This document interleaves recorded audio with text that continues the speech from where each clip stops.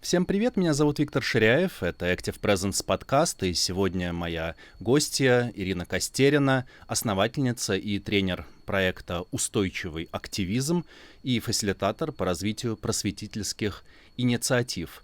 Собственно, об этом мы с Ирой сегодня и говорим. Мы давно знакомы. Она выпускница двухлетней программы подготовки инструкторов практик осознанности, которую мы делали в центре MindSpot.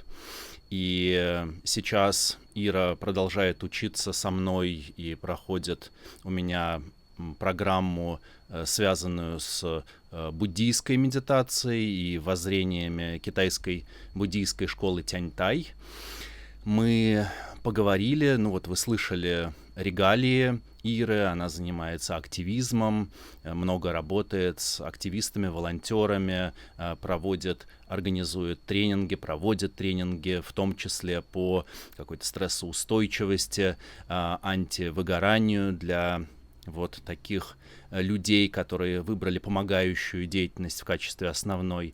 И поскольку Ира сперва интересовалась медитациями в светском виде, потом углубилась в тему mindfulness и прошла инструкторскую программу, затем пошла ко мне на буддийские программы и сейчас параллельно проходит или участвует в 3 разных таких буддийских, околобуддийских темах и организациях. То есть, во-первых, в общине вьетнамского мастера Тик Нат Хана, сливовая деревня Plum Village, и интересуется тем, как они используют идеи, мировоззрения, буддизма, практики для того, чтобы быть более лучшими людьми и делать что-то хорошее в этом мире. Точно так же параллельно с этим она прошла отбор на международную программу в тибетской традиции буддизма у такого современного учителя Йонге Мингюра Ринпоче и поедет этой зимой в Непале делать свой активистский проект, пронизанный буддийскими идеями. Как я уже сказал, учится у меня тоже. Так что очень интересно было поговорить с Ирой про все это пересечение, как она из темы активизма пришла к практикам mindfulness, как из практик mindfulness пришла в буддийские темы и направления, и как теперь буддизм обратно информирует то, как она занимается активизмом или работает с активистами. В общем, это, на мой взгляд, очень беседа, с одной стороны, личная, с другой наполненная глубокими смыслами про то, как мы вообще можем проявляться в этом мире. Надеюсь, вам понравится. Пишите комментарии, наблюдения, мнения. Хорошего прослушивания. Много разных идентичностей, что ли, или сейчас такая активная фаза наслоения каких-то разных тем, которые при этом, в моем понимании, наверное, плюс-минус об одном, но тем не менее ты расскажи, чем ты занимаешься, как профессионально чем занимаешься, и мой интерес и тема в принципе, для этого разговора — это, соответственно, твое увлечение буддийскими практиками, воззрениями и, в общем, чем ты занимаешься профессионально и как тебя занесло в буддийские практики. Мгм. Чем я занимаюсь профессионально? Я последние 15 лет себя скорее расцениваю как просветителя, которая распространяет идеи демократии, прав человека, равенства и справедливости. С последними 2 словами есть некоторые сложности, потому что иногда в некоторых системах они противоречат друг другу скорее. И много лет, наверное, уже больше 8 лет, я основала 8 лет назад проект, который называю «Устойчивый активизм». Мы его делаем с командой, которая тоже много лет складывалась, менялась. И это проект поддержки психологической, и всякой другой, может быть, даже и мировоззренческой, активистов, правозащитников, независимых журналистов. В основном мы работаем с русскоязычной аудиторией, но иногда работаем на английском языке и с другими журналистами из разных стран. Вот, и сейчас эта часть, вот так скажем, наши форматы в виде оффлайн-ретритов, которые мы делаем в разных странах, в виде онлайн-программ, они занимают большую часть моего времени, и это моя самая любимая работа. А в буддизм меня занесло, не поверишь, благодаря тебе, потому что все начиналось нормально же Разъясните. сидели, да, а потом потому что, собственно, я пришла, долго приходила учиться во всякие светские программы, связанные с mindfulness. Это была моя личная история, потому что так выглядел мой способ справляться с некоторыми жизненными трудностями и тяжелыми психологическими состояниями. И я видела, что, в принципе, mindfulness — это очень хорошая работающая Мгм. штука, да, она помогает. Я всегда всем рассказываю, например, свою личную историю как пример, образец того, что, ребят, это правда работает, эти техники работают. Потому что у меня было, ну, прямо сильно тяжелое состояние несколько лет назад, и мне прописали антидепрессанты, хотя мне не ставили Мгм. депрессию, это скорее было связано там, с тревожным расстройством. И они Мгм. мне не помогали, ну, то есть никак. Они там Мгм. как-то пригашивали мое эмоциональное состояние, но я видела, что проблема гораздо глубже, чем нервная система. Это экзистенциальная проблема, и, ну, как бы антидепрессанты были как подорожник, который я накладываю на какую-то очень Мгм. глубокую рану. Оно не работает. И Мгм. mindfulness оказалось вот моим способом, и как бы я увидела, что эти штуки работают, что я действительно там качество моей жизни стало улучшаться, здоровье стало улучшаться, настроение, не знаю, отношения с людьми. И вот эта штука как-то она незаметно все-таки приводила к более глубоким а, Мгм. открытиям, вопросам. Ну, то есть это не про то, чтобы сесть 10 минут подышать, успокоиться, потом пойти жить жизнь. Оказалось, что все это сильно глубже, это действительно вызывает какие-то глубокие вопросы, связанные со смыслом жизни, с Мгм. идентичностью, а зачем все это, что я в Мгм. этом мире делаю.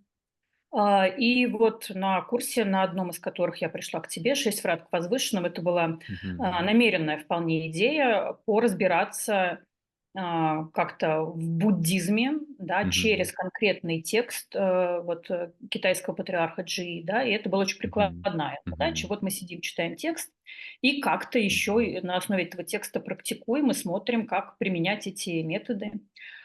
Мгм. И мне стало все это очень, ценностно, близко и стало отзываться. И вдруг я обнаружила, что сама идея пути бодхисаттвы — это то Мгм. вообще, что делают, все люди, с которыми я работаю. Все активисты, все хелперы — это они идут путем Yes. бодхисаттвы. И, конечно, многие, не Yes. подозревая об этом слове, не называя это так. Мгм. И Святые я люди. Да, да. Точно. Альтруисты, подвижники, не знаю, люди, Мгм. которые, совершенно искренне ставят, нужды других и служение другим людям и спасению мира на первое место как свою основную ценность. И, я стала постепенно эту идею как-то в наши тренинги тоже привносить, Мгм. да, просто рассказывая людям, что, ребят, вообще-то то, что вы делаете — это вот это вот. И у многих людей это стало вызывать большой отклик и радость какую-то, да, потому Мгм. что это еще про признание, потому что сейчас в современном активизме признания мало, а есть идея, что мы делаем недостаточно, особенно в современном контексте. Мы не можем останавливать войны, а тогда вообще, ну, зачем все это, да? Это очень тяжело. Да, с правами Обесценивание человека своей. стало посложнее. Да, и люди стали обесценивать, те, довольно важные вещи, которые они делают, Мгм. потому что кажется, ну, мы не можем остановить глобальные катастрофы, и вот, Мгм. и тогда все. И, сейчас я вижу, что эта идея очень отзывается, и очень многое, что мне самой близко в буддизме, я каким-то образом через другие слова, ну, так скажем, вот буддийскую этику я привношу в наши программы, в наши Мгм. тренинги, и оно там все очень хорошо Мгм. приживается. Кайф. И ты погрузилась через эту тему дальше, ну и дальше со мной продолжаешь на другой уже программе, Мгм. погрузилась в контекст вьетнамского мастера Тик Нат Хана э, и его, я так понимаю, французский ретритный центр, или как это правильно назвать, монастырь, Мгм. Plum Village. М, И про него мне тоже особенно интересно, потому что он очень как раз близок всем этим идеям активизма и принесения практического, понятного, конкретного социального добра в этот мир. И мне интересно, ну, во-первых, мне интересен твой опыт там, в принципе, почему ты именно туда поехала, как там оказалось.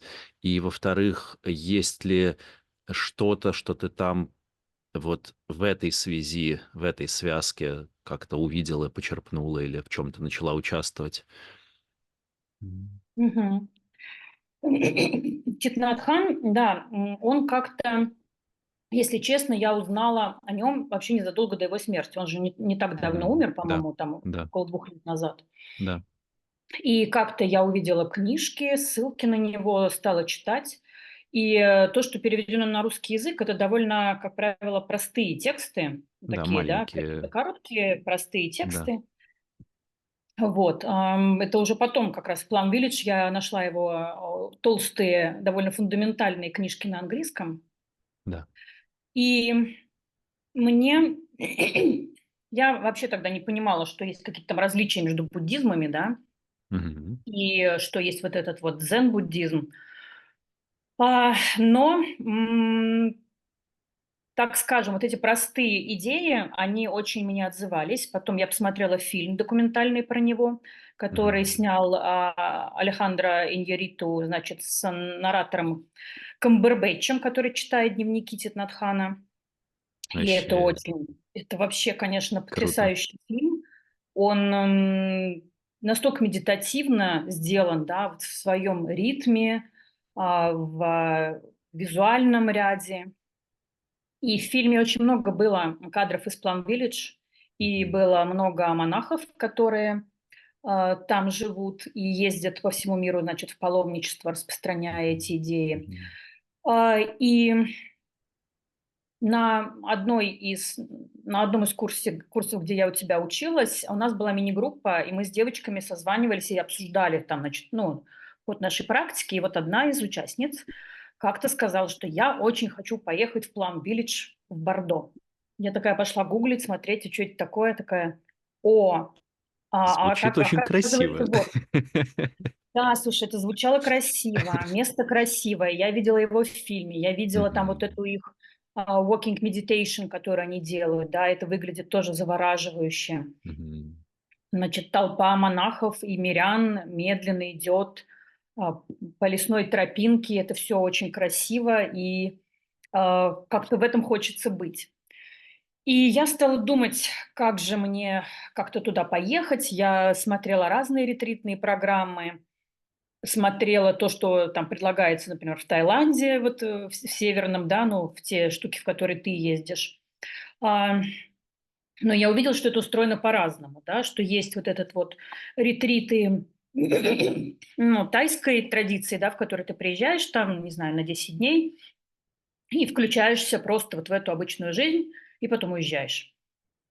И мне показалось, что в Plum Village устроено немножко по-другому, и так оно и оказалось, потому что у них очень много связано с коммуникацией и с построением вот этой санги, да, людей, которые туда приезжают, монахов и монахинь, которые там живут. И у нас было довольно много времени на общение. И я поехала туда после очередного своего кризиса. Я разошлась с мужем после 15 лет брака. В общем, это такая тяжелая история.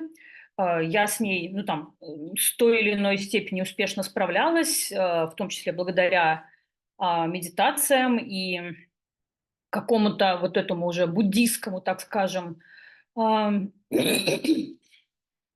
буддийским встречам со своим страданием. Да, это тоже новый такой был опыт. И я решила, что я поеду, ну, как-то вот так просто села и думаю, там, когда у них ближайший заезд? А вот в пятницу. Ну, поеду в пятницу. И это так еще совпало, что в пятницу был мой день рождения, и одновременно в этот день началась очередная война. Значит, это было нападение на Израиль. И вот я еду в мирную Плам-Виллидж. В этот же день я встречаюсь в дороге с женщиной, которая едет туда же, и она бывший военный корреспондент немецкого общественного радио, которая всю жизнь ездила по горячим точкам и их освещала. И как-то мы с ней вместе так вот въехали во время новой войны в ретрит, чтобы совсем с этим теперь там тоже быть. И это был очень хороший... Что-то мне сегодня... Так, сейчас мне надо покашлять. Да, Ничего это страшного, был... жизнь. Все Нет, это у хорошо. меня просто астма, и я только В недавно смысле, что ты вшикнула. поправляйся, а для подкаста это, Да. ну, жизнь. Все хорошо. Случилась жизнь, да. И, Да. в общем, вот мы с моей этой новой знакомой в таком контексте приезжаем на ретрит, и мы постоянно задавали этот вопрос монахиням. Как жить, Мгм. а, используя все буддийские принципы вот в этом мире, в котором Мгм. происходят войны, несправедливость и все остальное. И План-Виллидж– это идеальное место для ответов на эти вопросы, потому что, собственно, Тит Нат Хан– политический беженец из Вьетнама, Да. который вынужден был бежать во время Мгм. Вьетнамской войны, получил убежище во Франции и много делал для того, чтобы как-то последствия войны преодолеть, Да. помогать людям, которые были затронуты войной. И он очень много про это говорил в своих лекциях. И его последователи в Plum Village, они постоянно делают отсылки к этому, что мы не убегаем от страданий, мы не закрываемся здесь, там, типа я в домике вот сижу в монастыре, а там какая-то жизнь происходит. Нет, это все очень включено в их повседневную этику, и там нет идеи, что буддизм– это такие вот люди, буддисты, которые там сидят, улыбаются, не знаю, посылают всем любовь и сострадание и никак ни в чем не участвуют. Нет, нужно участвовать, в чем ты можешь участвовать, но, как они говорят, перемены должны начинаться все-таки с тебя. И идти в любые переговоры миротворческие, в любые разговоры с конфликтными сторонами нужно идти embodied, да, воплощая собой все эти ценности. И только тогда, если ты идешь как человек, не занимающий чью-то сторону, но как человек, предлагающий мир, предлагающий поискать какой-то компромисс, поискать какую-то солидарность, возможности договариваться, тогда перемены происходят. И мы с одной из монахинь, вот мой второй приезд, обсуждали, какие бы книжки сейчас перевести Тит Нат Хана на русский. И мы так сидели, перебирали их. И у него там есть одна книжка, которая была посвящена как раз конфликту Израиля и Палестины, и он участвовал в том числе в миротворческих встречах. И она сказала, смотрела на меня на эту книжку, сказала, только не эту сейчас, и отложила ее. И даже в таких простых каких-то, да, ну не простых, это сложные вещи, но для меня это очень ценно как-то через себя вот так впитать и пропустить всю эту такую мудрость, да, буддийскую, которую сейчас нужно предлагать миру. И они записывают много лекций, подкастов, которые условно там называются Dharma Talks, да. Ну, как бы обычно это когда вот на ретрит приезжают люди, и раз в неделю они устраивают такой большую лекцию, большое учение, в котором участвуют не только кто сейчас на ретрите, но и люди, которые приезжают раз в неделю в деревню с визитом на полдня посмотреть, как там что устроено. Это называется Mindfulness Day. И вот, как правило, они записывают каждую эту лекцию, потом выкладывают у себя на Ютубе. И про активизм там очень много, потому что кроме таких вот обычных регулярных ретритов, на которые ездила я, там недельный, двухнедельный, у них еще есть трехмесячный зимой, Они устраивают тематические ретриты для каких-то групп. У них есть ретриты для экоактивистов, у них есть ретриты для учителей, и там Круто. для соцработников, для молодых Мгм. лидеров. И вот они книжку такую издали, я её купила, очень классная. Вот, называется "Happy Да, у меня такая Teachers есть. Changing the Могу World". принести с полки такую же точно Класс, книжку да. в соседней комнате. Да, это про то, что именно в Plum Village они очень много занимаются, вот этим вот, тем самым engage буддизм, да, предложением, что буддизм может сейчас давать миру, в плане этики, в плане каких-то поддерживающих инструментов. Я очень была удивлена, что они такие немножко левые. Там очень много антикапиталистических каких-то, ну, так не скажем анти, да, критика капитализма и разбора причин, в том числе, там, не знаю, изменений климата и Правильно, дискриминации в современном молодцы. мире. Да, я просто была удивлена, что мне казалось, что, ну, Мгм. они такие вообще все там вне политики, но нет, у них, Мгм. Мгм. довольно заряженные. И есть много, ну, так скажем, боли, а иногда и, гнева, Мгм. относительно того, что происходит в современном мире и Мгм. как, ну, что люди вообще делают с этим миром и с планетой. Да уж, Вот. да уж, да уж. Уму А эт непостижимо, как люди выбирают проводить свое время на этой бренной земле, свое короткое время, вообще занимаясь какими-то чудовищными абсолютно вещами. Это, конечно, непостижимо. Но я так понимаю, в общем, тебе это очень, близко как-то ложится на тему устойчивого активизма в принципе.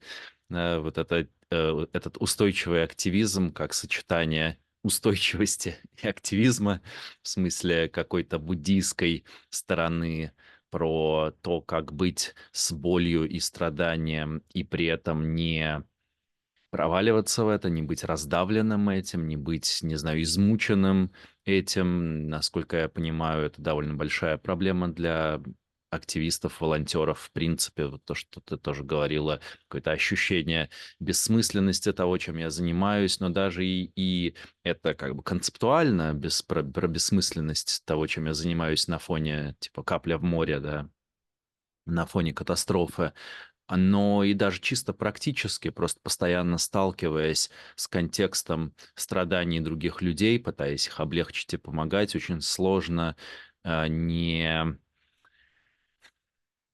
ну, не напитываться этим же страданием, что ли, как губкой. И поэтому навыки устойчивости, и в частности, буддийский ответ на эти темы, он кажется очень здесь ну, как-то вот он так хорошо встраивается, да, в эту тему.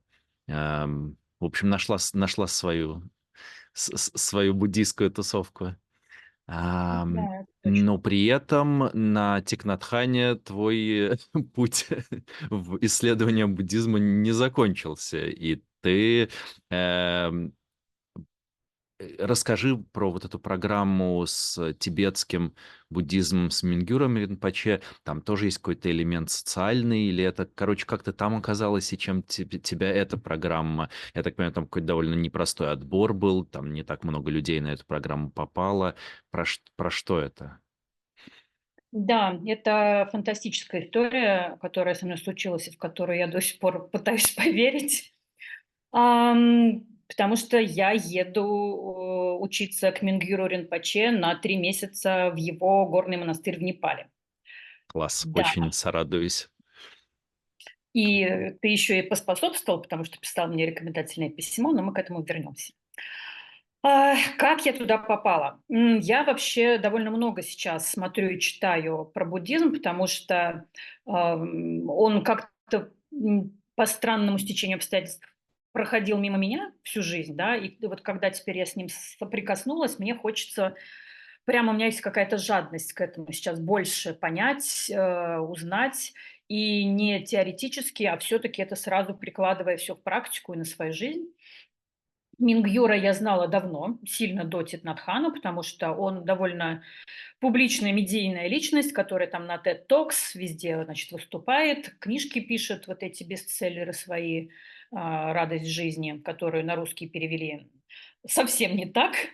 Вот, Поэтому я его смотрела, читала, где-то там все время мелькал. И даже во время ковида я пошла учиться на онлайн-курс. Они тогда, его центр Тергар московский, сделали первый онлайн-курс. Я пошла на него учиться, но чего-то как-то оно меня не зашло. Я не знаю почему. М, Радость жизни как раз, наверное, да, на «Радость программа? жизни», на Да, самый да, базовый курс я пошла. да, В да. общем, я что то формально сидела, делала, задание выполняла, медитировала, но оно как-то вот не проникло в меня. Но сейчас, когда вот случилось мое второе пришествие в буддизм, а, вдруг все то же самое, что я смотрела и делала тогда, оно стало заходить. И я постоянно смотрела какие-то его вебинары, то есть я подписалась на их рассылку, она приходила, там, что у нас там будет какой-нибудь вебинар по такой теме. Участвовала в паре ретритов выходного дня, которые они организовывали онлайн. И мне очень, импонирует его подача, которая, ну, такой немножко стендап-комик, да, говорит одни и те же какие-то простые, банальные вещи про медитацию на пиццу, вот и еще что-то там, и everything is meditation, вот это вот все. Ам, и я, ну, в общем, прям уже много всего оттуда набрала, наковыряла. И вот эти 100 раз повторенные им идеи в разных его выступлениях и книжках, они прилепились ко мне. И прям я вижу, что в моей повседневной жизни у меня такая в голове уже звучит голос Мингюра, я там обращаю внимание на какие-то вещи. И идея, что everything is meditation, она сейчас стала действительно для меня фундаментальной. То есть для меня сейчас медитация – это не сидеть 30 минут вон в том кресле каждый день, а это просто в течение дня пробуждаться столько раз, сколько вообще возможно, обо все. И самыми фундаментальными для меня, например, стали медитация на неприятные вещи, медитация на боль и на неприятные мысли и эмоции. И теперь каждый раз, когда ко мне приходит какая-нибудь неприятная мысль в голову, и я знаю, что у меня есть там, ну, обычно какие-то темы, триггерящие меня постоянно, вот я себе уже с утра даю задание. Так, Ирочка, вот, значит, сегодня мы пробуждаемся об этом. И это классно. То есть пришла вот эта мысль неприятная, а ты в это время ее отловила, Это очень такая, о, круто. класс. Еще пришла она, о, класс, там 100, 200, 300 раз в течение дня. Поэтому сейчас для Тренировка. меня, да, медитация – Да. это ну, каждосекундная практика Мгм. осознанности, пробуждаться обо все, обо что я только могу. И я в одной из рассылок или даже, может быть, в соцсеточках Мингюра увидела, что они набирают людей на обучение в Непале на курс «Основы тибетского буддизма», но курс очень практически ориентированный. То есть это не лекции там про все сложности буддизма, там, и вот эти вот, как ты говоришь, там списки по 200 пунктов про все на свете, а очень практические вещи, как буддийскую этику воплощать в жизнь. И у них было там написано, что как бы будет какой-то, ну, как бы они ожидают какой-то практический от этого а, результат, что с этим каждый человек, который, значит, курс прошел, может делать, как он может это использовать там в своей профессиональной деятельности, не знаю, волонтерстве, чем угодно. Вот, и у меня, конечно, был жуткий синдром самозванки. Я такая думала, господи, я там полгода в этом буддизме, и сейчас, значит, подамся на курс, куда подаются люди, которые 10 лет уже сидят, все это изучают. Но я прямо это все тоже отловила. Такая, о, класс. Значит, вижу синдром самозванки. Значит, меттой себя погрела обо все это. И решила все-таки я подать. Я подала заявку. Ну, просто вот мне казалось, что для меня это такое начать лежать в этом направлении, вот что я как бы в буддизме же тоже есть идея, что мы формируем какое-то намерение, и вообще у всего, что мы делаем, должно быть намерение. Это очень важно, потому что это не магическая какая-то вещь. Да? Сейчас же очень много исследований про то, как наше намеревание, как наше вот это вот такое вовлеченное планирование тоже перестраивает наши нейронные сеточки и помогает нам как-то все это приближать. Ну вот я решила, что я подам заявку, это будет мое начало лежания в этом направлении. А может быть, там потом, спустя пару лет, когда я уже продвинусь, и они меня, значит, возьмут. И мне пришел ответ, что типа там мы заявку вашу рассмотрели, и очень хорошая, давайте, значит, это рекомендательное письмо и собеседоваться. Вот. Ну вот, собственно, я тебя попросила написать рекомендательное письмо и очень переживала про собеседование, потому что мне казалось, ну там-то уже точно, после собеседования они уже точно мне скажут, что, ну, все хорошо, но вот. И меня собеседовал один из, Ну, спасибо, мы вам перезвоним. ну, типа того, да. И вот меня собеседовал один из сейчас ближайших учеников Мингюра. И это даже не было тоже собеседование. У нас какая-то с ним была Мгм. задушевная беседа про все на свете. И, ну, мы поговорили около часа. Он меня довольно много расспрашивал тоже про мой профессиональный путь и чем я занимаюсь. И, для них супер важно, чтобы, действительно эти идеи были применены. Они ищут людей, которые, как-то распространяют дальше, эти идеи, умеют сами переложить, там, завернуть всю эту буддийскую этику в какой-то понятный обычным людям язык, ценности, идеи, формат, и вот это все распространять. И когда он послушал, чем я занимаюсь, он говорит: "Да, у нас обязательное условие, что вот должен быть, ну, какой-то практический проект, что ты не только будешь там лекции слушать, но сразу будешь работать над проектом и как все это потом будет применяться". И когда он послушал, чем я занимаюсь, он такой: "Ну, проект у тебя вообще-то готов". Я такая: "Ну да, я уже все это делаю давно, но как бы будет очень классно. Для меня это возможность, придумать, как лучше еще можно это все развивать. Обогатиться новыми какими-то, Да, да. вот, поэтому мы мило побеседовали. Он мне сказал, что, в общем, мы там будем рассматривать заявки и через неделю тебе напишем. Но в результате мне написали через день. Написали, опять же, когда я была в Plum Village, это был Круто. последний день, у меня заканчивается ретрит, и я наконец-то вылезаю там из digital детокса, смотрю письмо, и там написано, Мгм. что you're in. Я такая: Круто, "Yay!" круто. Вот. Поздравляю. Вообще, вот это приключение. Да, спасибо. Я вот не знаю, у меня какое-то ощущение нечеловеческого счастья в связи с этим. Я М. некоторым людям рассказываю, там, я рассказала моим родителям, они сидели, они примерно вот так слушали, да. Что происходит Нет, это с было нашей ощущение дочкой? просто типа: "Зачем в Непал Все же зимой? нормально шло.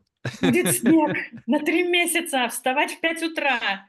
Ну, М. типа, вот, да, потому что, ну, там программа будет Ужасно, такая звучит монастырская. ужасно. Это кроме вставать в 5 утра, это медитации по 3 часа в день. Мгм. Вот, и остальное время будет занято учебой. Там они еще придумывают М. интеграционный проект. Всего они на эту программу отобрали 30 человек со всего мира, да, что тоже меня вызывает до сих пор трясение ног от ощущения этого. И они очень хотят, чтобы и они соблюдали при этом принципы diversity, не Мгм. знаю, чтобы люди с разным бэкграундом были, с разным Да, гражданством, там, понятно, разных да. гендеров и всего остального. И они хотят, чтобы мы тоже вместе как-то взаимодействовали, чтобы мы не просто были Мгм. там согруппники, а чтобы мы сразу чему-то друг от друга учились, коллабились, придумывали какие-то штуки. В общем, Очень ну, это круто. будет, да, 3 месяца вот такого совершенно фантастического опыта для меня, поэтому я очень предвкушаю. Ну, звучит, очень круто и интересно, как, современные учителя, ну, в некоторых традициях, некоторые учителя, давайте будем честными, тоже далеко не все это делают, и именно поэтому так круто найти каких-то своих, тех, кто тебе отзывается и занимается чем-то похожим, что вот такие современные учителя стремятся пробовать новые форматы. В принципе, я думаю, Мингюру, и как и другим тибетским учителям, вполне было бы комфортно в своих привычных форматах. Можно не изобретать какого-то нового велосипеда, собирая людей, чтобы они занимались переложением идей буддийской этики на современный активизм или что-то подобное. И поэтому то, что они придумывают вот такие хабы в которых можно взаимодействовать, взаимно опыляться, придумывать какие-то совместные коллабы и все такое. И при этом это сеттинг непальского монастыря, где нужно в 5 утра вставать и идти медитировать. Меня это невероятно восхищает и завораживает, и в этом я вижу настоящую силу в каком-то соединении вот этих более, не знаю, как сказать, ну, то есть устойчивый активизм, и кажется, это уже и есть сочетание вот этих штук, как я тоже попробовал сформулировать пару минут назад, но тут как будто у этого появляется еще другое измерение, да, какое-то еще более экзистенциальное, что ли. То есть, когда ответы в стиле э, «как моя маленькая капля волонтерства» или чего-то подобного может помочь, когда я смотрю вверх, вижу, знаешь, огромная волна, это надвигается какая-то, цунами, не знаю, волны в Португалии. М, э, то это очень просто обесценить на уровне каких-то глобальных смыслов. Но вот здесь как раз буддизм очень здорово помогает именно эти глобальные смыслы, фундаментальные какие-то смыслы достроить, и тогда, с одной стороны, ну да, это капля в море, ну да, это, может быть, не влияет на какие-то глобальные процессы, а с другой стороны, а как не влияет? Абсолютно Мгм. точно влияет, поэтому... В общем, интересно. А, у тебя уже есть,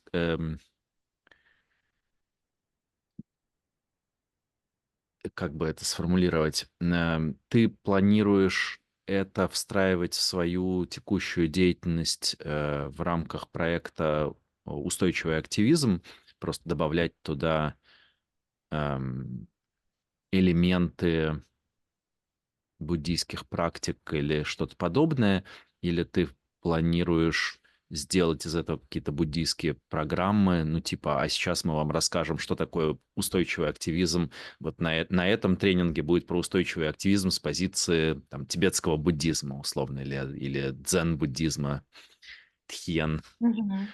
вьетнамского. Слушай, если честно, я вообще не знаю, что со мной будет после Непала. Я Справедливо. почему-то предвкушаю, что это будет очень трансформационный опыт, Мгм. который меня куда-то вообще вынесет, куда я сейчас не вижу. Мгм. Вот из нынешней Мгм. своей точки я не знаю, куда меня это выведет, но внутреннее ощущение у меня есть, что все, я вот в начале какой-то волны очень сильных перемен в своей жизни. Поэтому, мне немножко страшно, потому что, ну да, у меня сейчас какая-то жизнь более-менее понятная, да, там понятно, чем я зарабатываю, что я делаю, что мне для этого нужно делать. Что будет после Непала, я не знаю. Может быть, я просто очень глубоко уйду вообще окончательно в эту во всю буддийскую историю, потому что, если честно, когда я была в Plum Village, у меня было сильнейшее искушение остаться там на подольше. Там у них есть формат, что не обязательно нужно уходить в монахини. И вообще-то уйти в Мгм. монахини — это непросто, как выяснилось. Там Мгм. не всех берут в космонавты. Мгм. Вот. И у них есть формат людей, которые у них просто живут. Они их называют, ну, типа там lay friends, long-term Мгм. friends, которые Мгм. остаются в монастыре. Они, в Мгм. принципе, живут образом жизни монахинь или монахов, от них не требуют всех вот этих этического кодекса монашеского, но Мгм. тем не менее они участвуют в жизни монастыря, у них есть там какая-то своя функция. И я, когда вот сейчас во второй раз приезжала, я немножко себя стала уже вести, как вот эти вот long-term friends, которые там живут. То есть я просто подходила все время к монахиням, говорила, что помочь, что надо сделать. У них всегда есть работа, потому что это очень тяжелая жизнь, они все делают руками сами. И вот там иди, значит, на кухню, разгружай какие-нибудь тюки, потому что еда приехала.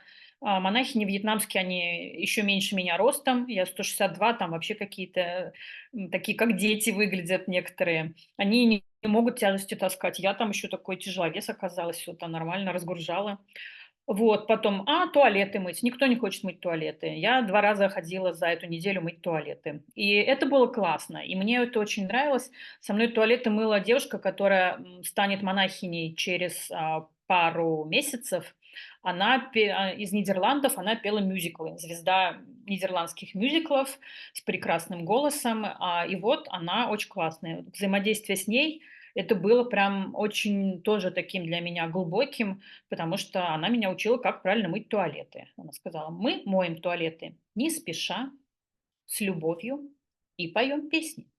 Поэтому мы пели, в Plum Village очень много песен, они там сочиняют на короткие вот эти стишки, гаты, какие-то песенки, которые в течение дня несколько раз мы собираемся и поем. И мы пели эти гаты туалетом. И это была для меня в том числе практика какого-то смирения, какого-то служения. И, в общем, втянувшись во все это, я думала, что-то мне хочется тут остаться. И вот это было прям такое сильное искушение пожить этой жизнью, очень осмысленной, очень понятной, очень практической. Просто ты встаешь с утра, медитируешь, потому что ты делаешь руками, вот у тебя как-то все организовано, и у всего этого есть смысл, и ты видишь какую-то пользу от твоих чистых туалетов. Но монахи не быстро словили этот мой вайб, посадили меня и сказали: Ирочка, тебе не надо у нас оставаться и не надо быть монахиней. Это эскапизм. У тебя очень классная задача, миссия. Иди, пожалуйста, ее делай. А у нас бери инструменты, как со всем этим справляться, как чиниться, как не раниться и не умирать обо все, что происходит в мире и с твоими активистами. И, пожалуйста, вот с этим совсем, с улыбкой, с любовью к себе, в медленном, хорошем, спокойном темпе иди, иди, девочка, в мир, там, значит, там твое место.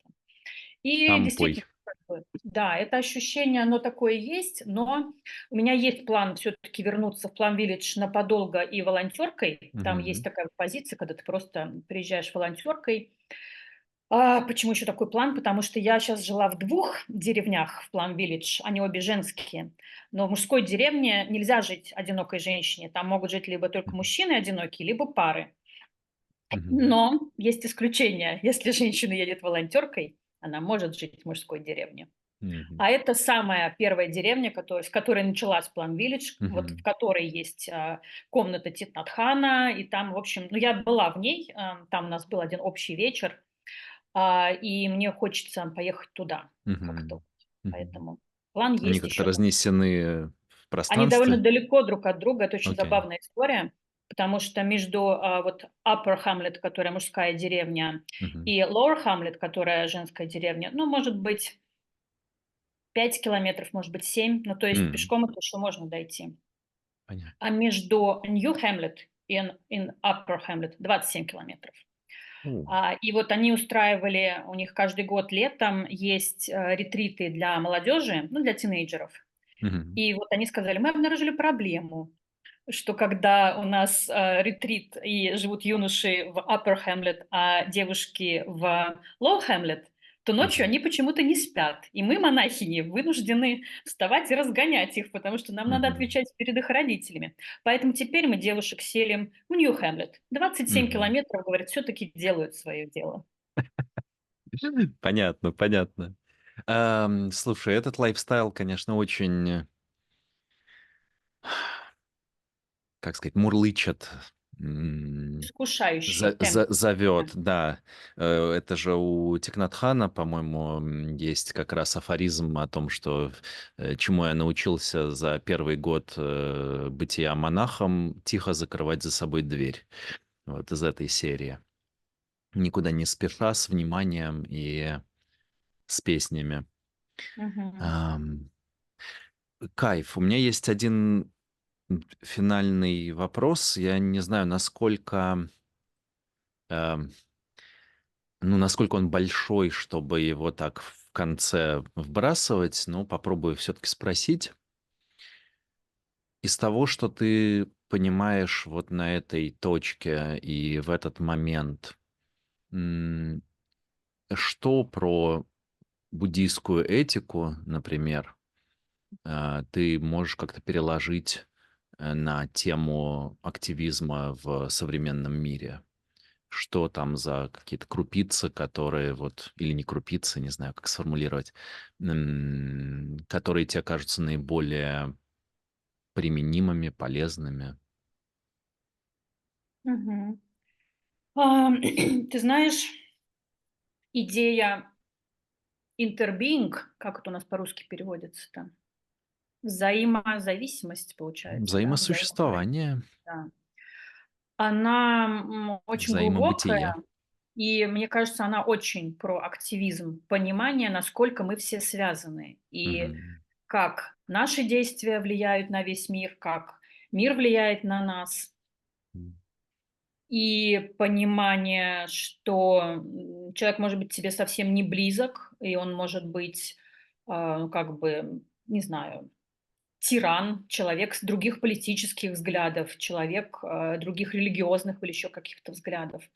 Мгм. Но на базовом фундаментальном уровне мы всем хотим одного: мы все хотим, быть счастливыми и избегать страданий.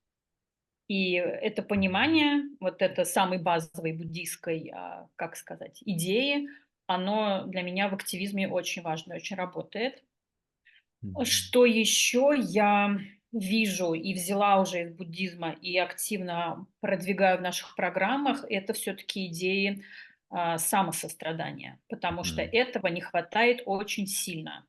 Мгм. Активисты и волонтеры, журналисты очень строги к себе сейчас. И просто Мгм. вот именно все время говорят, что мы делаем недостаточно, что там многие люди из-за этого уходят из профессии. Журналисты, с которыми я работаю, постоянно говорят о том, что мы хотим, не знаю, пойти научиться кодить и уйти из этого всего, потому что вот мы там написали Мгм. расследование, выпустили еще какую-то там статью, а ничего не поменялось. А там вот Мгм. и в мире только происходит все хуже. И, признание своих, маленьких достижений и побед, и давать себе самому какое-то признание и поддержку — Мгм. это очень важный навык. Я считаю, это сейчас Мгм. навык просто из профессиональной этики. Без него нельзя, и мы этому учим. Это как Мгм. раз вот про это, что сначала маску на себя, потом на ребенка. Вот эти все принципы, мы, по-разному, через разные техники, их все-таки стараемся людям давать. А, м, у некоторых, кстати, это вызывает сильное сопротивление. У меня бывают группы, в которых вот есть человек, который говорит: "Нет, я не согласен с этим. Так нельзя. Нельзя сначала себя. Мгм. Нет, я только про других. Иначе вообще нет смысла ни в чем". Мгм. Вот. И мы потом объясняем, что, ну, как бы показывая на примерах, что к чему это может привести. В общем, такой подход. И, Мгм. кстати, Далай-лама, да, вот он в некоторых своих речах говорит, что вообще не понимает западных людей, которые не могут про самосострадание. Он говорит: "Так как Мгм. вообще, как так?" Да. Мгм. Ам, и еще,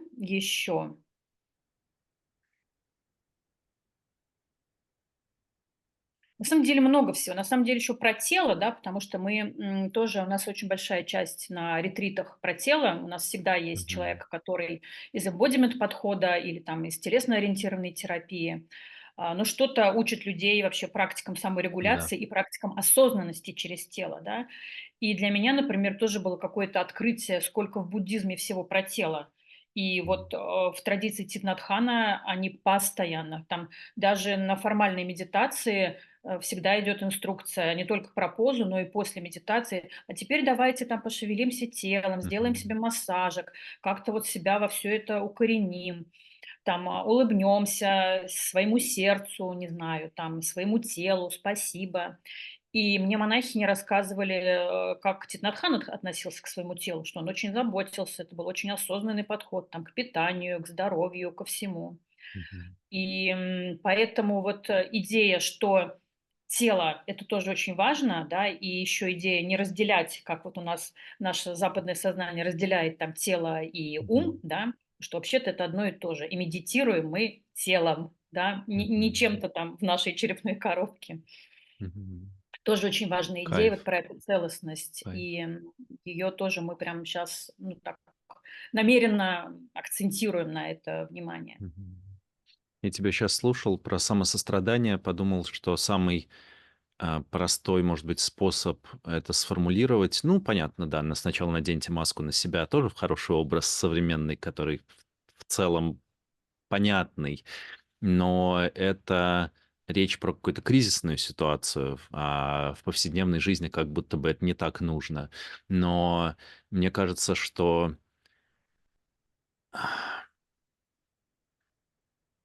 мы для себя самый главный тренажер.